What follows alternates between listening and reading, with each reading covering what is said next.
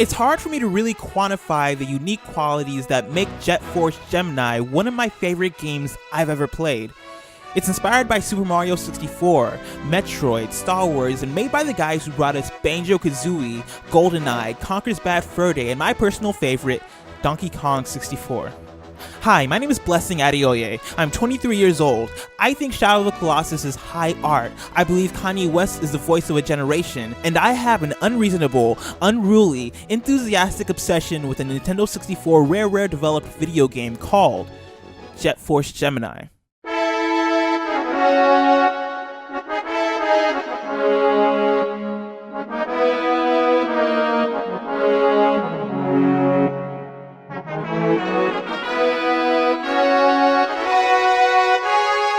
Jet Force Gemini came out in fall of 1999. It was revealed earlier that year at E3 and marketed alongside Donkey Kong 64 in a promotional videotape that Nintendo released. When I was a kid, back in the late 90s, I received this tape in the mail, and I can't really put into words what this thing is, and so I'll just let you watch for yourself.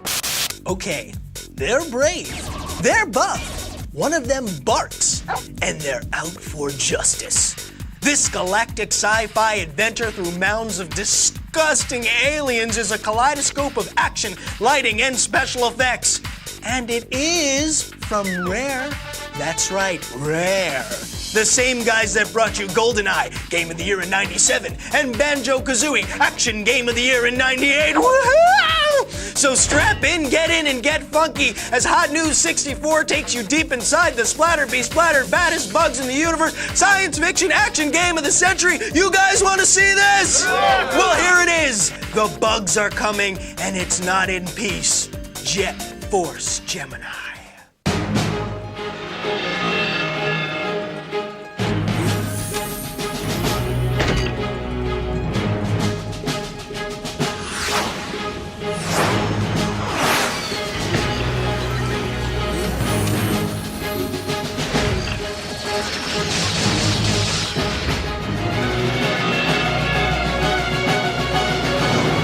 As over the top and as 90s as this tape is, it does kind of capture the grand nature of Jet Force Gemini.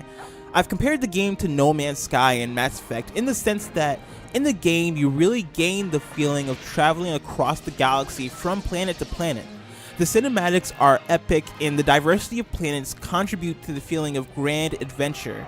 Jet Force Gemini's narrative is spread widely and told through various characters you meet from each planet across your galactic journey. One word to describe Jet Force Gemini is epic. It's jam-packed.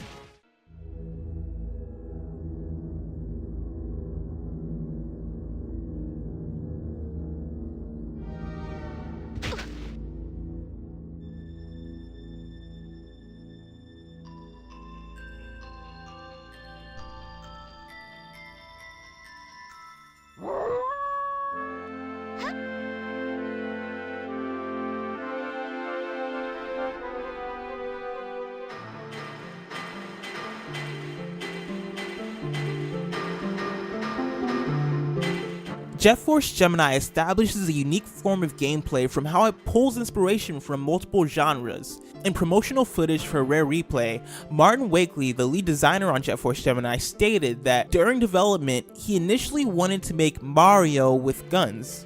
Another inspiration was Metroid. Jet Force Gemini started out as a platforming game with shooting elements, but the platform elements didn't really work because of the cumbersome nature, and the shooting didn't work well in tandem. So Jet Force Gemini became a third-person shooter. The developers sought after making a game with the fun and accessibility of Mario 64, with also the accuracy and excitement of a first-person shooter. After the release of The Legend of Zelda: Ocarina of Time, the scope of the game changed. It went from being a shooty game in a style similar to Star Fox to a longer adventure-driven game.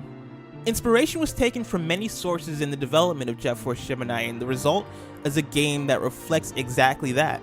The main thrust of Jet Force Gemini is the shooting. However, there is still a big emphasis on exploration and minor platforming, which seems in the vein of Mario 64. There is an openness to the game, and this openness reveals itself the more you play. The first half of the game is spent primarily completing linear levels and making your way towards the final objective in an arcade-like setup.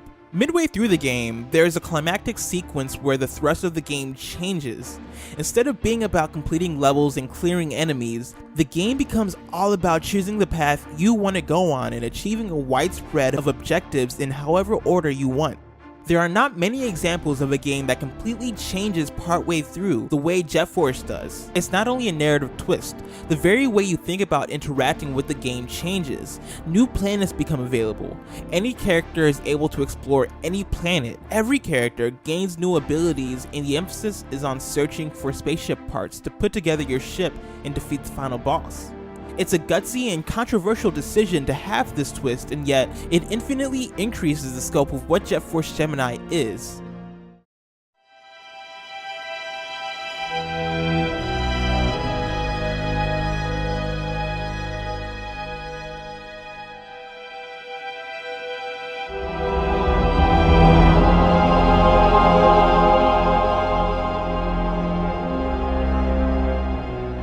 The characters and enemies have the personality that Rare is so well known for, yet the vibe the game gives off is similar to that of a Metroid, Star Fox, or Star Wars story.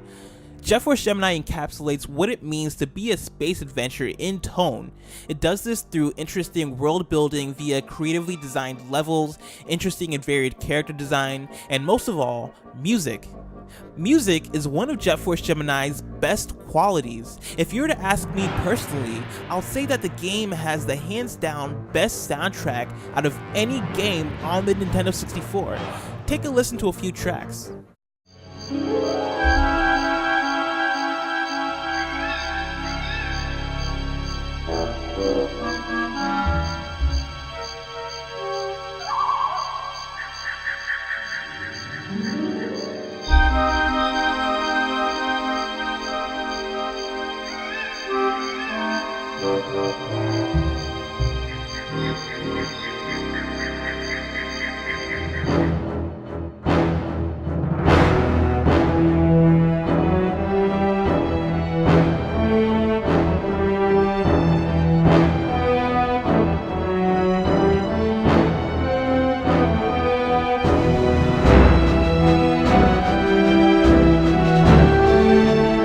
No soundtrack creates the atmosphere of a grand space adventure like Jet Force Gemini's does. It pushed the boundaries for orchestral soundtracks on the Nintendo 64.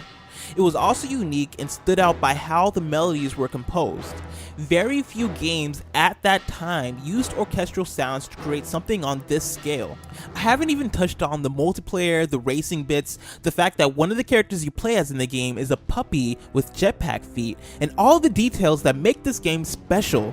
But if you want to read on how I feel about Jet Force Gemini, well, this OK Beast video is partnered with Late to the Game.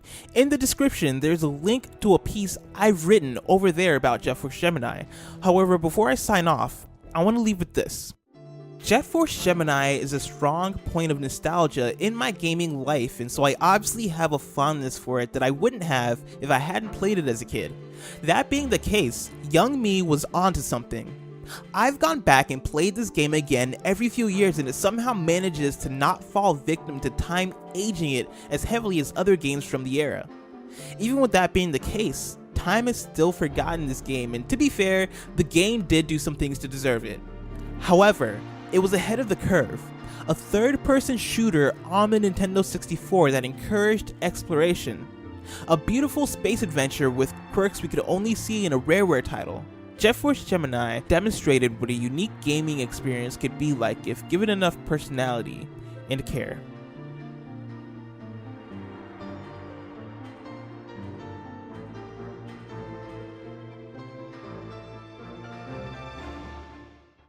Thank you so much for checking out this video. Your feedback is important to us. Like, subscribe, and leave a comment to let us know what you think. You can find similar videos, podcasts, and articles on okbeast.com. You can also follow us on Twitter at OKBeastNow. For everything games and culture related, make sure to keep it locked right here on OKBeast.